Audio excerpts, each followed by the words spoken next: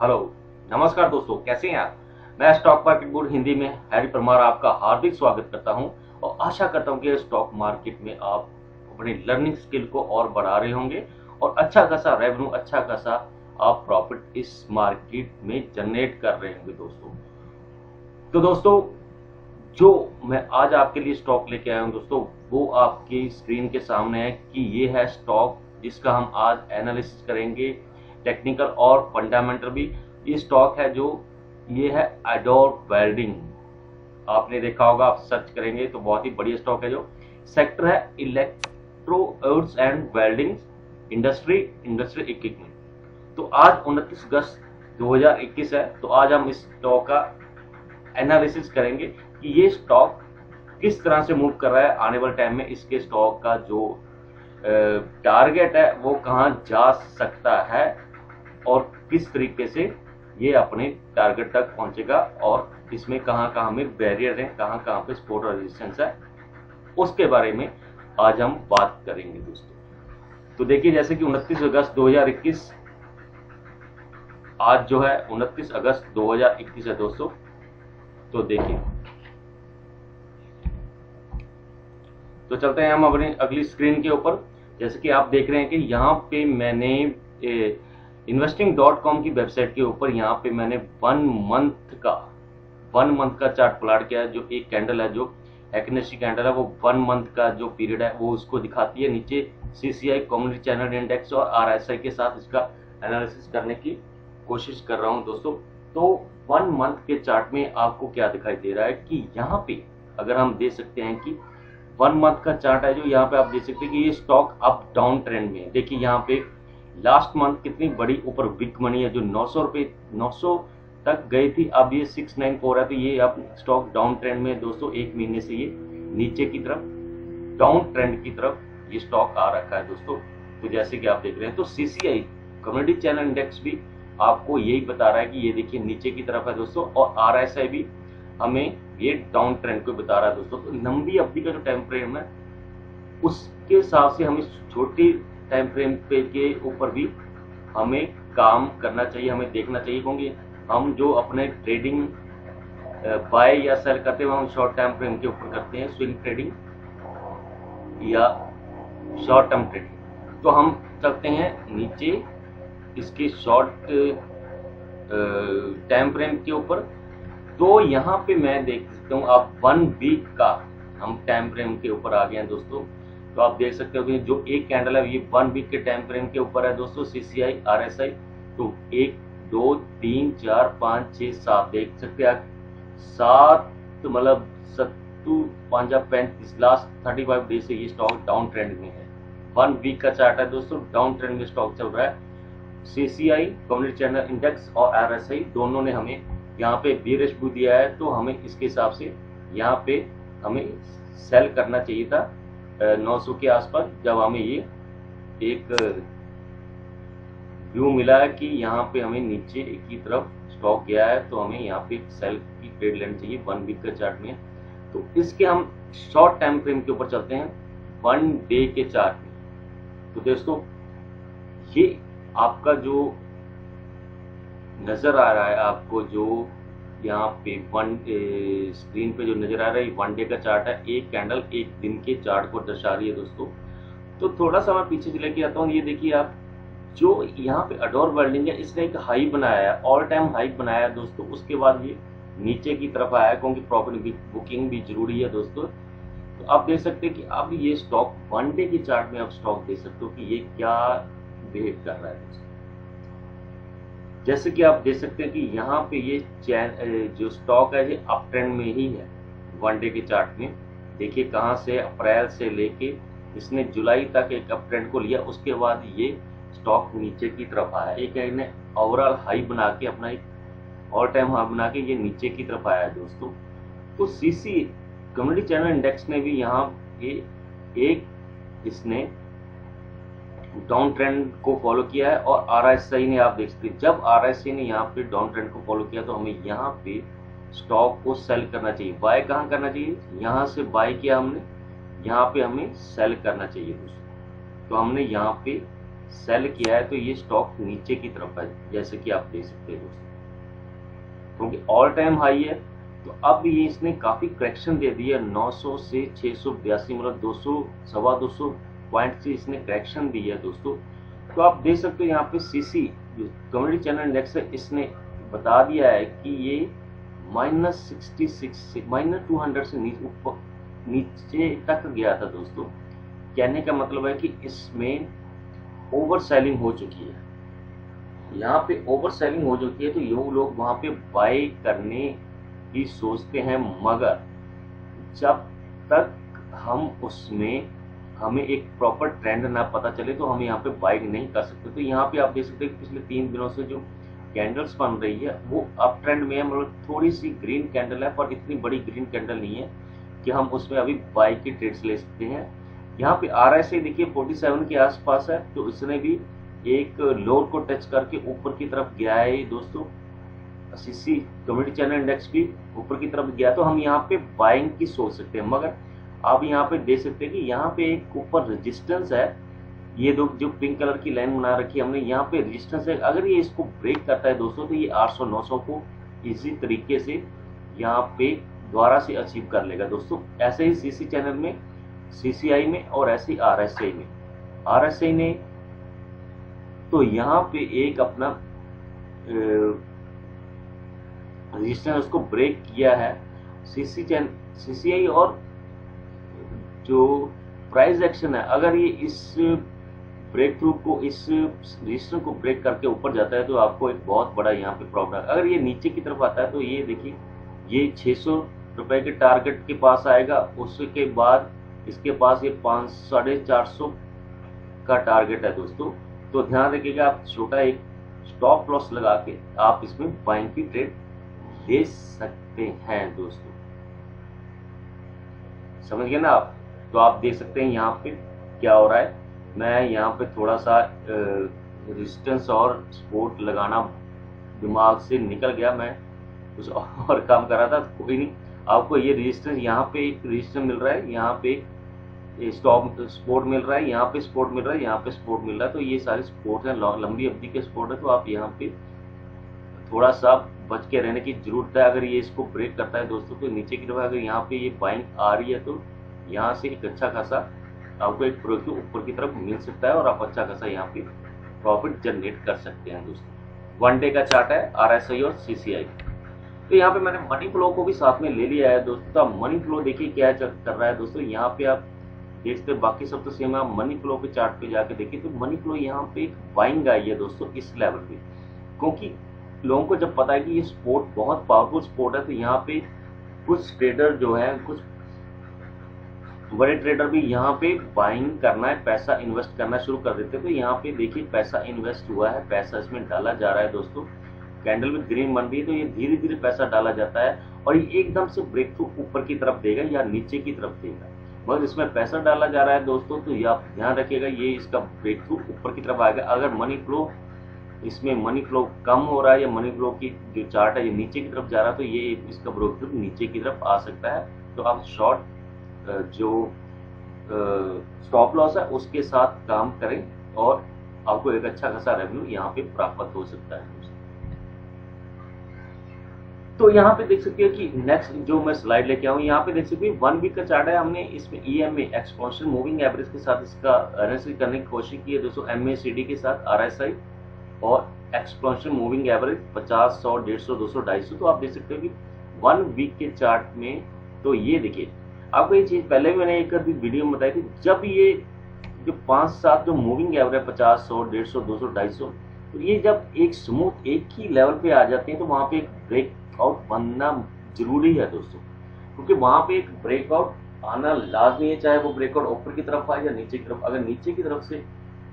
अगर नीचे की तरफ वो लाइंस बन रही हैं एक ही प्राइस पे, सभी जो मूविंग एवरेज एक ही प्राइस पे आ रही हैं, तो वहां पे एक नीचे की तरफ है अगर मार्केट, वहां पे सभी लाइनें एक ही टाइम फ्रेम पे आ रही हैं, एक ही प्राइस के आसपास चल रही है, तो वहां पे आप को एक बहुत बड़ा ब्रेक थ्रू ऊपर की तरफ मिल सकता है। अगर मार्केट ऊपर है तो ऊपर में वो सारे EMA इकट्ठी हो रही हैं तो आपको एक नीचे की तरफ ब्रेकआउट मिल सकता है दोस्तों। यहाँ पे एक देखिए 1 वीक के चार्ट में यहाँ पे एक बहुत बढ़िया ब्रेकआउट ऊपर की तरफ आया, जब इसने अब मूव करना चाहिए। काफी देर से ये एक ही साइडवेज चल रहा है दोस्तों।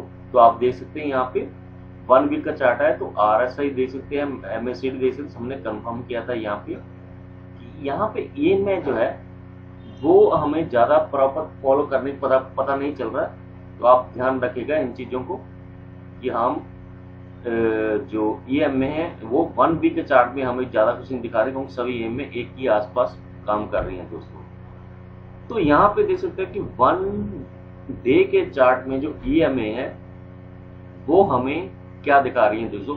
तो 1 डे के चार्ट में EMA जो 50 EMA की उसको ये काफी फॉलो करता है दोस्तों, आप देख सकते हैं यहाँ पे। और बाकी EMA को भी इसने फॉलो किया है। जब ये मार्केट स्टॉक ऊपर की तरफ चलना शुरू हुआ है तो आप देख सकते हो कि यहाँ पे सभी ने फॉलो किया है इसको, सभी EMA ने फॉलो किया। तो 1 डे 50 EMA को ये काफी फॉलो करता है। तो यहाँ पे बाइंग की ट्रेड बनती है दोस्तों। तो यहाँ पे आप बाइंग ले सकते हैं एक अच्छे खासे प्रॉफिट के लिए, छोटा स्टॉप लॉस के। तो यहाँ पे मैंने 5 मिनट का चार्ट लेके आया। तो जब भी आप इंट्राडे ट्रेडिंग करें तो आप, मैंने यहाँ पे 75 150 से 225 75 EMA मतलब कि 75 EMA एक दिन में जो 5 मिनट की कैंडल बनती है वो 75 होती है, 2 दिन की 150 होती है, 3 दिन की 225 होती है। 225 जो होती है वो 3 दिन की EMA होती है दोस्तों। तो 75 में अगर 75 EMA को ये कोई भी क्रॉस करता है दोस्तों, तो वहां पे आप इंट्राडे ट्रेड ले सकते हैं। जैसे आप देख सकते हो कि पिंक कलर की यहाँ पे लाइन पे इसने क्रॉस किया, तो यहाँ पे हम बाइंग की ट्रेड ले सकते हैं। स्टॉप लॉस, छोटा सा स्टॉप लॉस रखें। तो आप देखो यहाँ पे कितना प्रॉफिट होता है जब भी ये 2 या 3 दिन की EMA को क्रॉस करता है। जब भी ये 2 या 3 दिन की EMA को क्रॉस करता है तो इस पे आप, जब भी ये 2 या 3 दिन की EMA को क्रॉस करता है तो इस पे आपको एक ट्रेंड का कंफर्मेशन हो जाती है कि ट्रेंड ऊपर की तरफ जा रहा है, ऊपर की तरफ जा रहा है ट्रेंड।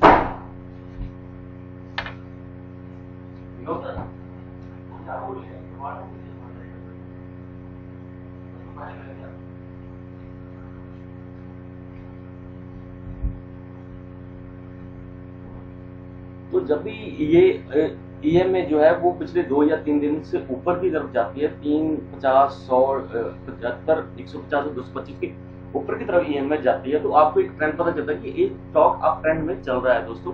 अप ट्रेंड में मीन्स कि आप इस स्टॉक में बाइंग की जो आपने ट्रेड लेके है उसको आप कंटिन्यू रख सकते हैं, क्योंकि अभी हमें कोई सिग्नल नहीं मिला कि यहाँ से हम इसको सेल कर सकते हैं। हमें सिग्नल जब भी मिलेगा तो हम वहां पे अपने स्टॉक को, इंट्राडे नहीं, आप शॉर्ट टर्म या स्विंग ट्रेडिंग कर रहे हैं तो हम वहां पे अपने स्टॉक को कट कर सकते हैं। हम अपना उसको बेच के अपना प्रॉफिट बुकिंग करके वापस आ सकते हैं दोस्तों।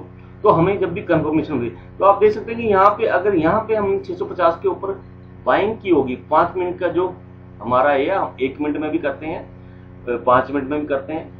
तो जहां पे जो अगर हमने 650 पे इसको बाइंग की होंगी, अगर हमने कंटिन्यू रखा होगा तो आपको देखिए यहाँ पे 700 तक 50 पॉइंट का यहाँ पे प्रॉफिट हो चुका होगा। जब आपको दिखे कि ये चीजें हमें RSI CC, जब हमें दिखे कि ये चीजें हमें अभी ये ट्रेंड चेंज हो रहा है, तो आप यहाँ पे 700 रुपए में यहाँ पे आप कर सकते थे, यहाँ पे भी आप कर सकते थे। तो आपको कुछ परसेंटेज का प्रॉफिट 2-3 दिन में मिल सकता था। तो दोस्तों इंट्राडे में ये चीजें होती है। EMA के साथ भी आप कर सकते हैं। आप नेक्स्ट स्लाइड पे चलते हो तो आप इसको सपोर्ट और रेजिस्टेंस के थ्रू, ट्रेंड लाइन के थ्रू भी इस पे ऊपर काम कर सकते हैं। जैसे कि आप देख सकते हैं कि यहाँ पे स्टॉक ने एक रेंज बना रखी थी, 15 मिनट का चार्ट लिया है मैंने दोस्तों। यहाँ पे स्टॉक ने एक रेंज बना रखी थी, देखिए दोस्तों इसी रेंज में ये घूम रहा था 1 2 3 4 5 6 हफ्ता 7-8 दिन से। तो जब भी इसने इसको ब्रेक किया, ये ऊपर की तरफ नीचे, देखिए ये यहाँ पे कितना नीचे की तरफ गया, तो हम यहाँ पे सेलिंग की ट्रेड ले सकते थे दोस्तों। तो हमें पता था कि ये नीचे कहां तक जा सकता है, कि यहां तक जा सकता है, इसके जो सपोर्ट है वो इसके यहाँ तक है। तो यहाँ पे अगर जाता, तो अगर यहाँ पे ऊपर की बाइंग आती तो आप यहाँ पे बाइंग की ट्रेड लेते, मगर इसने और क्रॉस किया, नीचे सपोर्ट को ब्रेक किया, नीचे की तरफ गया, फिर यहाँ पे इसकी बाइंग आई है, तो आप यहाँ पे बाइंग कर सके ऊपर जा सकते थे। फिर देखिए ये स्टॉक फिर एक रेंज में चला गया, कुछ पॉइंट की रेंज में घूम रहा था दोस्तों, फिर इसने एक ब्रेकआउट दिया यहाँ पे। अब यहाँ पे हम इसकी एक लाइन में लगा के, यहाँ पे अगर इसको ब्रेक करता है तो हम नीचे की तरफ यहाँ पे इसको सेल कर सकते थे और हम अपना प्रॉफिट बुक कर सकते थे। तो यहाँ पे आपको सामने जो ट्रेंड लाइन नजर आ रही है, जो सपोर्ट और रेजिस्टेंस लाइन नजर आ रही है, तो वहां पे हम इसको बाइंग या सेलिंग कर सकते हैं, जैसे कि आप देख रहे हैं। ये 15 मिनट का चार्ट है, हम 5 मिनट के चार्ट में भी ऐसे ही हम टाइम फ्रेम बना सकते हैं, हम 1 मिनट के चार्ट में भी ऐसे ही हम काम कर सकते हैं, इंट्राडे करते हैं जैसे भी। तो बहुत बढ़िया तरीके से आप इसमें प्रॉफिट बना सकते हैं।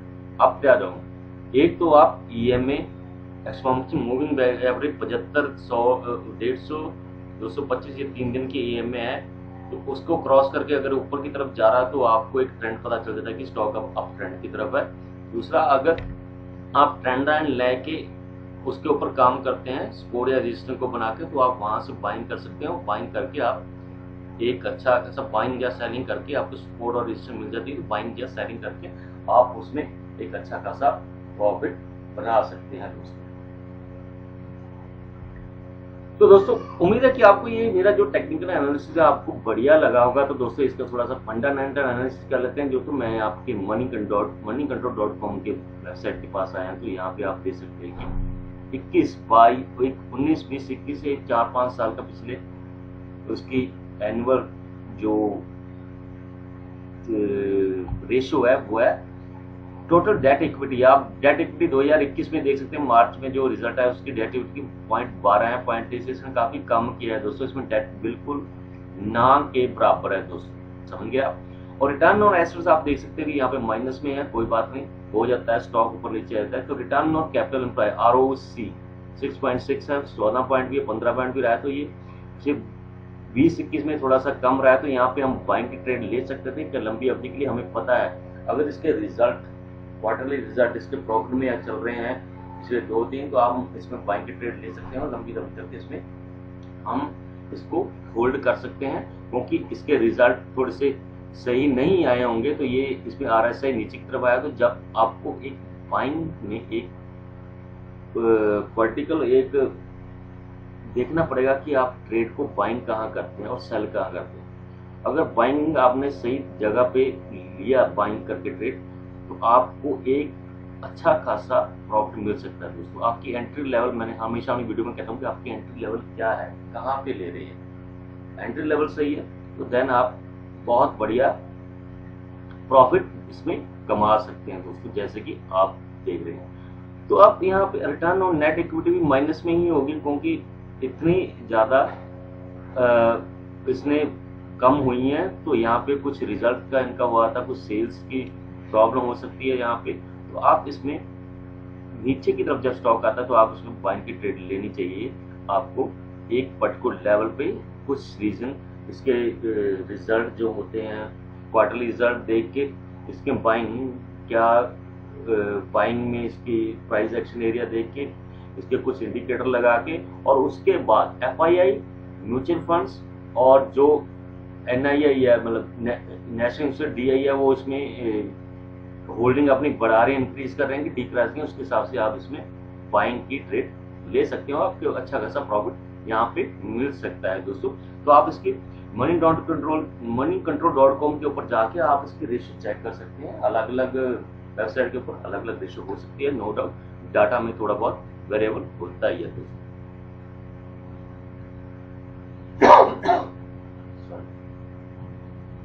तो नेक्स्ट स्लाइड पे चलते हैं दोस्तों। यहाँ पे हम इसकी जो मार्केट कैप है वो देखते हैं। यहाँ पे इसकी मार्केट कैप है दोस्तों, ये 911 करोड़ रुपए की मार्केट कैप है दोस्तों। तो जो पी है, जो सेक्टर पी है दोस्तों 41 है, और जो इसकी जो पी है थोड़ी सी कम है, पर बहुत महंगी पी में मिल रहा है दोस्तों। तो आप ध्यान रखिएगा, आप इसमें अगर बाइंग करते हैं तो आप छोटा स्टॉप लॉस लगा के आप इसमें एक अच्छा खासा पैसा बना सकते हैं। मैं आपको आगे कुछ स्लाइड्स में कुछ चीजें बताऊंगा दोस्तों। तो इसकी शेयर होल्डिंग की आप बात कर सकते हैं दोस्तों। प्लेज एज पर प्रमोटर शेयर्स, ये moneycontrol की साइड है, प्रमोटर DI पब्लिक। तो प्रमोटर की होल्डिंग यहाँ पे 56.9% ही है, थोड़ी सी इसने स्टेक बढ़ाया है दोस्तों। म्यूचुअल फंड इसमें 3 है, FII में 1 है, FII इसमें एंट्री की है दोस्तों। Promoter has increase holding 0.65 to 9 point. Mutual fund decrease, mutual fund ने डिक्रीज किया है थोड़ा सा 2021 जून के क्वार्टर में। Number of mutual fund scheme remain unchanged at in 30 in June quarter में, तो बहुत सारे इनमें डिक्रीज होल्डिंग, तो इनमें कहीं डिक्रीज किया है, कोई इंक्रीज किया है, तो इस चक्कर में उनको पहले से ही पता चल जाता है दोस्तों कि इस स्टॉक में एक सेलिंग आने वाली है, इसके रिजल्ट नेगेटिव आने वाले। तो बड़े प्लेयर जो होते हैं, बड़े जो इन्वेस्टर होते हैं, उनको इनर कह सकते हैं या कुछ चीजें बता सकते हैं कि उनको कंपनी के बारे में ज्यादा नॉलेज होती है कि एक आम इन्वेस्टर से। क्योंकि इसलिए आप कभी देखेंगे कि जब भी स्टॉक के रिजल्ट आने वाले होते हैं, क्वार्टर रिजल्ट आने होते हैं, तो अगर अब सितंबर में रिजल्ट आने वाले हैं, सितंबर के एंड में रिजल्ट आने आएंगे, तो स्टॉक 10 या 12 सितंबर को या तो बढ़ने लग जाता है, या उसमें सेलिंग आनी शुरू होती है। क्योंकि उनको पहले पता चल जाता है बड़े इन्वेस्टर को कि स्टॉक में इसके रिजल्ट सही नहीं आ रहे या इसके रिजल्ट सही आ रहे हैं, इसमें प्रॉफिट आ रहा है, तो वो अपनी स्टॉक को या तो निकला लेते हैं या उसमें अपनी होल्डिंग इंक्रीज करना शुरू कर देते हैं। तो बहुत ही बढ़िया चीज है दोस्तों, आपको ये सारी चीजें आपको डाटा देके सामने आपको व्यू में नजर आनी शुरू हो जाएगी। तो यहाँ पे हम इसके जो बैलेंस शीट है उसके बारे में बात करते हैं दोस्तों। 2021, 20, 19 और 18 की बैलेंस शीट है दोस्तों। तो आप देख सकते हो डेट, नो डेट, उसमें डेट है ही नहीं, डेट तो इन्होंने खत्म ही कर दी 28।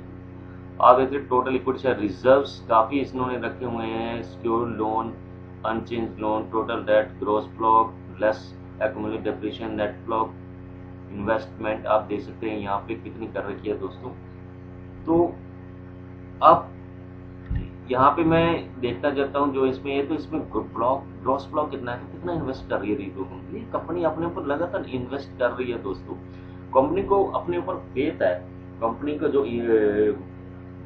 जो मैनेजमेंट है उसको फेथ है कि हमारे जो कंपनी है बहुत बढ़िया, इसलिए अपने री इन्वेस्ट कर रही है उसके ऊपर, वो लगातार अपने कामों को, अपनी कंपनी को बेहतर बनाने के लिए काम कर रही है दोस्तों। तो ये अप डाउन तो चलता रहता है, मगर ये कंपनी जो है इसने अपने ऊपर पैसा इन्वेस्ट किया है, री इन्वेस्ट किया है, बहुत बढ़िया चीज है। करंट लायबिलिटी कुछ भी नहीं है, देखिए 91% है, और कंटिजेंट लायबिलिटी 45 है। तो इसमें कोई डेट है ही नहीं है दोस्तों, डेट फ्री कंपनी कह सकते हैं हम इसमें बढ़िया अच्छा खासा आप लंबी अवधि के लिए पैसा बना सकते हैं। अभी आपने देखा हुआ चार्ट के ऊपर, तो कहाँ से ये स्टॉक चल के कहाँ गया है दोस्तों।